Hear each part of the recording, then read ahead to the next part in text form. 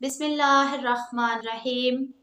रसूल खुदा सल्लल्लाहु अलैहि वआलैहि वसल्लम ने फरमाया, ए लोगो, माह मुबारक रमज़ान तौबा का महीना है।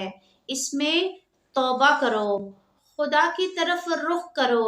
नमाजों के बाद अपने हाथों को आसमान की तरफ उठाओ कि जो भी मगफिरत तलब करेगा अल्लाह उसकी तौबा को कबूल करेगा। ये वो शब व रोज हैं जिसमें अल्लाह अपने बंदे की तरफ नजर रहमत किए हुए है। जो बंदा भी अल्लाह को पुकारता है अल्लाह उसकी पुकार पर लब्बैक कहता है, और जो भी मुनाजात करता है अल्लाह उसकी मुनाजात का जवाब देते हैं। और फिर फरमाया कि ए लोगो, तुम्हारी जानें गिरवी पड़ी हुई हैं, तुम तौबा के जरिए इनको छुड़वाओ, और तुम्हारी जानें, तुम्हारी और कमरें गुनाहों के बोझ तले दबी हुई हैं। तुम तौबा व इस्तगफार के जरिए और ज्यादा से ज्यादा सजदे करके उससे छुटकारा पाओ।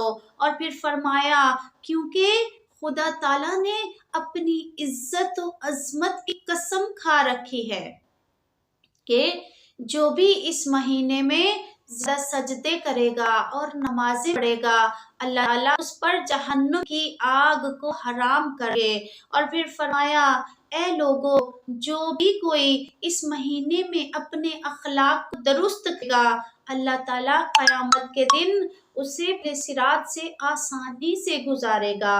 फिर फरमाया, जो भी शख्स इस महीने में किसी यतीम को इज्जत और मेहरबानी की निगाह से देखेगा तो परवरदिगार रोज़े क़यामत उसको इज्जत और शर्फ और बुजुर्गी अता करेगा।